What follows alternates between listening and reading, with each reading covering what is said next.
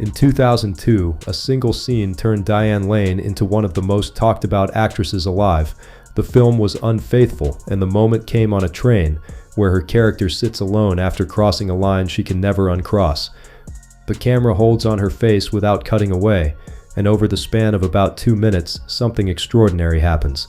Laughter bleeds into shame, desire folds into guilt, and tears arrive without warning. She never says a word, and she never needs to, because every emotion a human being can feel passes across her face like weather moving through an open sky. That performance earned her an Academy Award nomination, and critics described it as one of the rawest portrayals of guilt and desire ever captured on film. What none of them fully understood was that Diane Lane wasn't reaching for those emotions the way most actors do. She already carried them. By the time she filmed Unfaithful, she had survived a childhood marked by abandonment, a kidnapping by her own mother, 2 collapsed marriages, and more than 20 years of tabloid rumors that followed her everywhere. The pain on that train wasn't invented, it was remembered. This is her story, but not the version you've heard recycled in magazine profiles and late-night interviews. This is about a girl who raised herself in the toughest city in America, who spent decades searching for the kind of love she never had as a child, and who learned the hard way that the most glamorous place on earth is also the loneliest. Hollywood promised her everything, and what it delivered was far more complicated. The girl who raised herself. Understanding Diane Lane means going back to the very beginning, to a childhood that looked like something out of a movie but felt more like a survival test.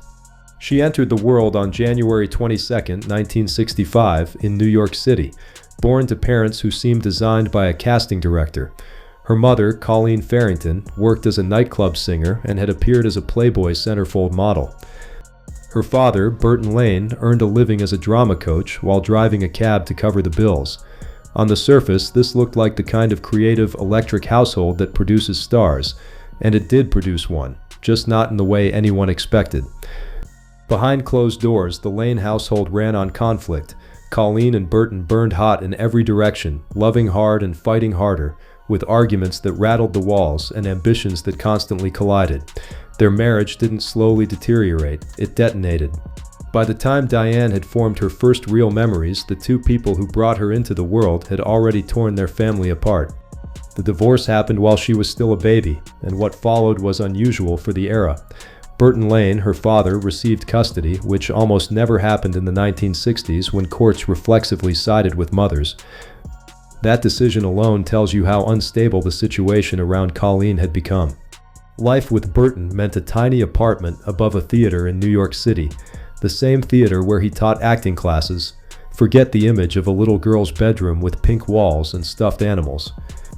Diane grew up surrounded by actors running lines below her, scripts piled on every flat surface, and the permanent smell of old stage curtains mixed with cigarette smoke. There was no backyard, no neighborhood block parties, no family gathered around a dinner table. Her world consisted of her father, his students, and whatever the 2 of them could scrape together that week. Colleen, meanwhile, had relocated to Georgia to chase her own ambitions. She drifted in and out of Diane's life on no predictable schedule, appearing just long enough to remind her daughter of what a mother was supposed to be before vanishing again.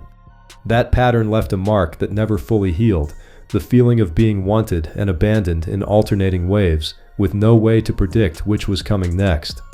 And then came the event that changed everything.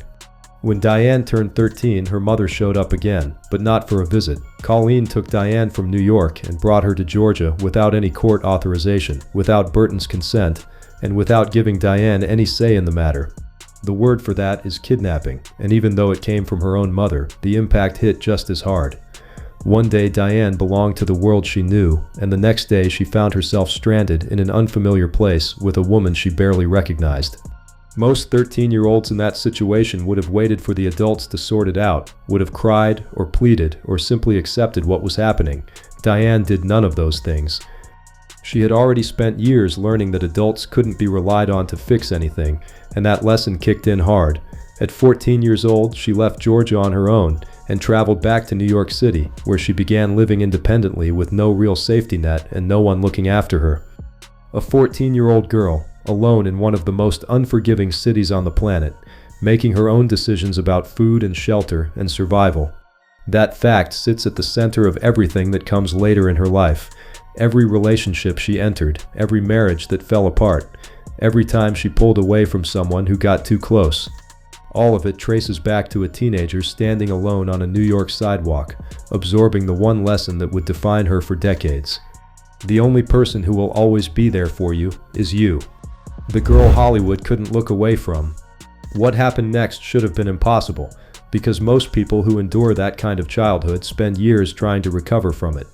Diane Lane skipped the recovery phase and turned her damage into fuel. Growing up above her father's theater had filled her with something she didn't fully understand yet.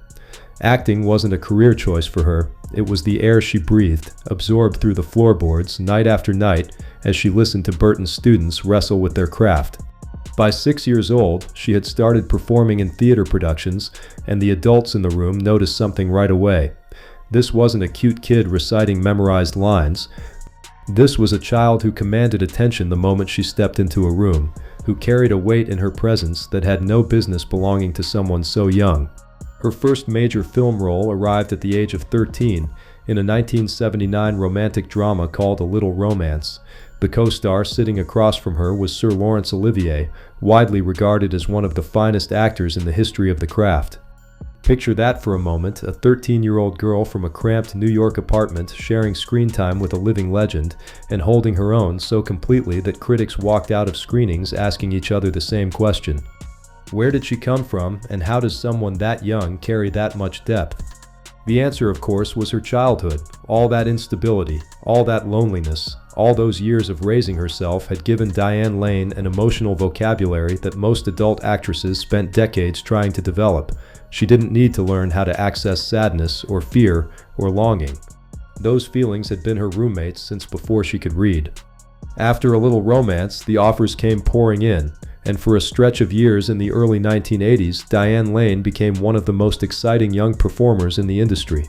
Francis Ford Coppola cast her in The Outsiders in 1983, dropping her into a cast that reads like a future Hall of Fame roster.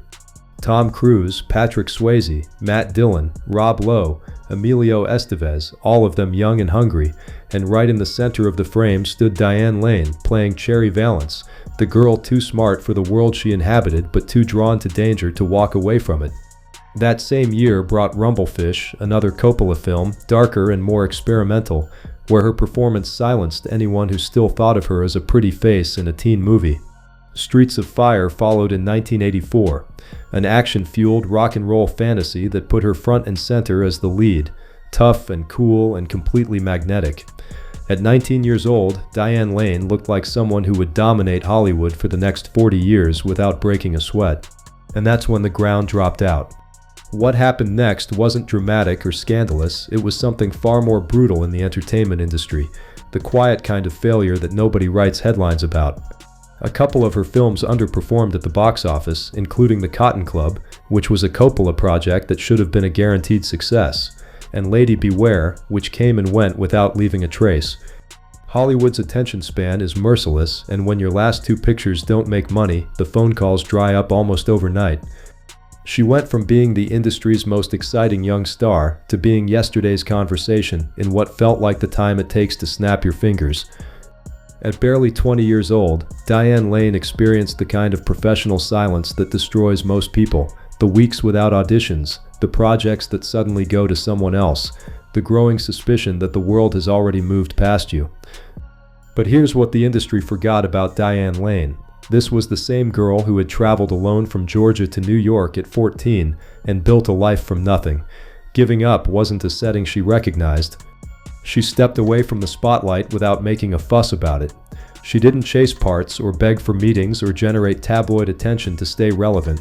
She simply lived her life, grew as a person, sharpened her abilities, and waited for the right moment. And when that moment finally came, she returned as someone the industry had never seen before.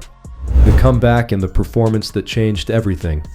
The 1990s belonged to a quieter version of Diane Lane, one who worked steadily without fanfare, choosing smaller parts and independent projects that let her stretch in ways the big studio films never had.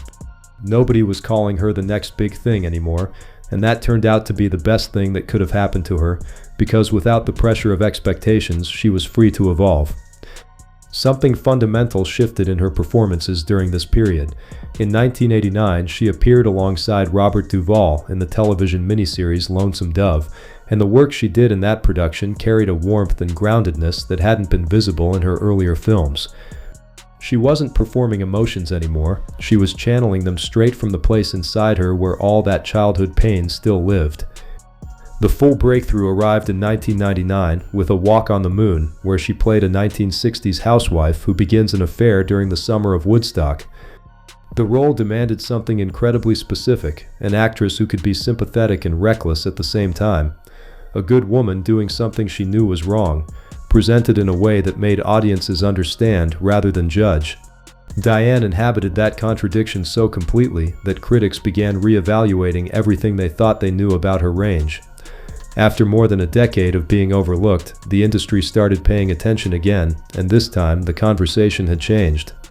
Nobody called her a promising young talent, they called her one of the most gifted actresses of her generation, full stop. And then Adrienne Lane offered her Unfaithful. Lane, the director behind Fatal Attraction, wanted Diane to play Connie Sumner, a suburban wife and mother who falls into a consuming affair with a younger man. The role sat on a razor's edge. Play it too cold, and the audience despises the character. Lean too far towards sympathy, and the story loses all its teeth. Every scene required Diane to balance between guilt and desire, between the life she had built and the secret life she had stumbled into, with the full understanding that one wrong note would collapse the entire performance. What she delivered is still talked about 2 decades later. Every frame she occupied crackled with an energy that felt dangerous, as if the character might detonate at any moment. But the scene that became legendary, the one that people still reference when they talk about the greatest individual moments in modern cinema, happened on that train. After her character's first encounter with her lover, Connie rides the train home alone. For roughly 2 minutes of screen time, without a single line of dialogue, Diane Lane moves through excitement and shame and pleasure and terror and guilt and desire, all of it playing across her face in waves that never repeat and never feel rehearsed. When audiences first saw that scene in theaters, the reaction was audible. Gasps, silence, the unmistakable feeling of watching something you know you'll remember for the rest of your life. The Academy nominated her for Best Actress that year. She didn't take home the statue, but the nomination carried its own kind of weight. It represented Hollywood finally acknowledging what Diane had known since she was a teenager, performing above her father's theater. She wasn't a product of luck or beauty or good timing. She was an artist, and she had been one all along. But a question trailed that performance like a shadow, a question the media couldn't stop circling back to. How did she make it feel so real? Was Diane Lane simply that skilled at her craft, or had she lived through something that gave her access to emotions most performers can only guess at? The answer waited in the parts of her life she had spent years keeping hidden, in the marriages that fell apart, the love she couldn't hold on to, and the whispered rumors that followed her through every decade of her career. Love, loss, and the men who shaped her. Diane Lane once made a comment that reveals everything about how she approached romantic love. She admitted she didn't believe in fairy tales, not out of bitterness, but because she had lived through enough to know that real love operates on terms far messier and more painful than any story Hollywood has ever sold. Her romantic history confirms that statement from every possible angle. From the moment she entered the entertainment world as a teenager, Diane attracted attention that went far beyond professional admiration. She possessed a combination of qualities that drew people in, a blend of vulnerability and steel, warmth and mystery, the kind of presence that made everyone around her want to get closer and figure out what made her tick.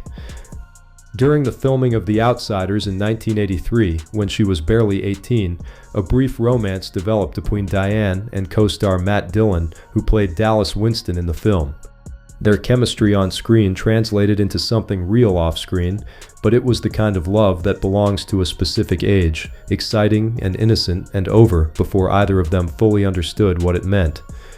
Diane has spoken about that period with genuine fondness, describing it as a chapter of her life, when romance still felt simple, before the weight of experience made everything more complicated. Around the same period, her name became linked to Timothy Hutton, the Oscar-winning actor known for being both brilliant and unpredictable. Their connection burned with the intensity of two ambitious young people whose careers were accelerating too fast for anything stable to take root, and it ended the way those things tend to end, abruptly and without resolution. Reports also surfaced connecting Diane to Christopher Atkins and to rock musician John Bon Jovi during the mid-1980s, when he ranked among the biggest stars on the planet. Whether those particular rumors held any truth or existed purely as tabloid invention, they cemented Diane's reputation as a woman who attracted powerful, charismatic men without even trying. But the relationship that truly altered the trajectory of her life involved Christopher Lambert. Lambert, the French-American actor best known for Highlander, carried a quiet European intensity that Diane found magnetic. Their paths had first crossed in 1984, but the real connection didn't develop until years later, when something deeper clicked between them. They married in 1988, and for Diane, that wedding represented more than romance. It represented a promise she was making to herself, a promise that she could build the one thing she had never possessed as a child, a stable and loving family. Their daughter Eleanor arrived in 1993, and for a stretch of time that must have felt like a miracle to someone with Diane's history, life finally resembled the picture she had always wanted. A partner who loved her, a child who needed her, a home that felt permanent. None of it lasted. The pressures that Hollywood places on marriages are almost impossible to exaggerate. Months apart during filming, the constant travel, the temptations embedded in every set and every industry party, and the unrelenting public scrutiny that turns your most private moments into content for strangers to consume. Diane and Christopher fought to protect what they had, driven by genuine love for each other and devotion to their daughter, but love alone couldn't absorb the damage. By 1994, after 6 years of marriage, they separated, and the divorce became final in 1995. For Diane, the collapse of that marriage carried a specific and devastating meaning. She had watched her own parents' relationship implode when she was a baby. She had been taken from her father by her mother at 13. She had spent her entire childhood learning that love doesn't hold, that the people who matter most will eventually walk away. And now, as an adult with a daughter of her own, she found herself trapped in the exact cycle she had spent her whole life trying to escape. The pain wasn't just personal, it was existential. She had desperately wanted to give Eleanor the kind of stable, secure childhood that she herself never experienced, and the divorce felt like proof that the pattern she feared most was encoded somewhere deep inside her, impossible to override no matter how hard she tried. After Lambert, Diane retreated. She threw herself into her career and into motherhood, guarding her emotions with a vigilance that bordered on isolation. Letting people in had cost her too much, and for a while the safest strategy seemed to be keeping everyone at arm's length. That approach worked until it didn't, because love has a habit of ignoring the boundaries you set for it. Josh Brolin and the relationship that broke her open. Somewhere in the early 2000s, right as Diane Lane's career entered its most celebrated phase, she met Josh Brolin. Everything about Brolin contrasted sharply with Christopher Lambert. Where Lambert had been refined and European, Brolin was rugged and unmistakably American, carrying a raw, physical energy that could feel thrilling or unsettling depending on the moment. Their attraction was immediate and intense, and after a period of dating, they married in 2004. For Diane, this marriage represented a second attempt at something she had never stopped wanting: a partner, a family, a love built to last. She entered the relationship knowing the risks, knowing her own history, knowing that Hollywood marriages collapse at a rate that makes Vegas odds look generous. She went in anyway because the alternative was spending the rest of her life afraid. What came next put their marriage under a spotlight that no relationship could survive comfortably. In December of 2004, only months after their wedding, Josh Brolin was arrested at their home on a charge of spousal battery after Diane called the police and alleged that he had struck her. The story detonated across every tabloid, news outlet, and gossip column in the country. This was Diane Lane, the woman audiences had adored for 20 years, the actress whose elegance and grace had defined her public image, and now her name appeared in the same sentence as a domestic violence arrest. Brolin posted bail. Diane chose not to press charges and described the incident publicly as a misunderstanding. The couple attempted to continue forward as though the worst hadn't happened. What truly occurred that night belongs to the two people who were there, and speculating beyond the public record serves no one. What can be said is that the incident cast a shadow over their marriage that never fully lifted. Regardless of how many united front appearances they made at premieres and events, regardless of how warmly they spoke about each other in interviews, the public memory of that arrest lingered beneath every interaction. They stayed together for nearly 9 more years after that night, which is either a sign of deep commitment or deep complication, and probably both. In 2013, they announced their divorce, and unlike the explosive headlines that had marked the beginning of their marriage, the ending arrived quietly, almost anticlimactically. Two people who had fought for nearly a decade to make something work, finally admitting that fighting wasn't the same as thriving. This second divorce carried a different flavor of grief for Diane than the first one had. With Lambert, she could tell herself she had been too young, too inexperienced, too unprepared for what marriage demanded. That explanation offered a kind of comfort because it implied next time would be different. With Brolin, she had gone in clear-eyed. She had chosen this man with full awareness of the stakes, had bet on love with every piece of evidence suggesting she should protect herself instead. And once again, love had buckled under the weight of real life. The rumors Hollywood couldn't stop whispering. Underneath the real relationships and the real heartbreaks, another layer of Diane Lane's romantic life played out simultaneously, one constructed almost entirely from speculation, gossip, and the entertainment industry's refusal to accept that a beautiful woman might keep her private life private. The most persistent rumor attached itself to her unfaithful co-star, Richard Gere. Their on-screen chemistry burned so intensely that audiences and journalists alike became convinced something had to be happening between takes. What most people never considered was that Diane and Richard had already built a professional relationship stretching back nearly 2 decades to the Cotton Club in 1984. By the time cameras rolled on Unfaithful, what existed between them was trust and mutual respect refined over years of knowing each other, and that familiarity was exactly what made their performances together feel so electric. Diane addressed the speculation directly, making it clear that their connection began and ended on screen. Matthew McConaughey added an entertaining footnote to the rumor file during the press tour for Serenity in 2019, when he openly admitted to having a childhood crush on Diane Lane. The revelation generated charming headlines and gave their promotional appearances a playful energy, but Diane handled it with her trademark composure, accepting the compliment gracefully while leaving no ambiguity about the professional nature of their relationship. Her work with Robert Duvall in Lonesome Dove generated its own round of whispered speculation, because their on-screen dynamic felt so emotionally authentic that viewers assumed real feelings had to be fueling it. The actual explanation was less romantic and more admirable. Two committed professionals had poured themselves fully into their roles, producing performances so genuine that audiences mistook craft for confession. Even Diane's earliest career wasn't immune to the rumor machine. Working alongside a young Nicolas Cage on Rumblefish and reconnecting with him years later during The Family Man in 2000 produced a predictable cycle of romantic speculation that Diane never dignified with a response beyond quiet correction. Their relationship was a friendship built on shared history and mutual respect, with nothing hidden beneath the surface. One rumor stood out for its unexpectedness. During the production of Judge Dredd in 1995, most gossip columnists assumed that if Diane were going to be linked to anyone on set, the obvious candidate would be the film's star, Sylvester Stallone. The person who actually caught her attention turned out to be the director, Danny Cannon. A brief connection developed between them during production, stayed almost entirely below the radar, and ended on amicable terms without generating a single screaming headline. That's worth noting because it tells you something essential about how Diane Lane conducted her personal life, even when she was involved with someone. She never played the tabloid game, never leaked stories for attention, never manufactured drama to stay in the public conversation. In an industry where personal scandals function as a marketing strategy, Diane Lane remains stubbornly committed to privacy. And that privacy is exactly what drove the entertainment media to obsession.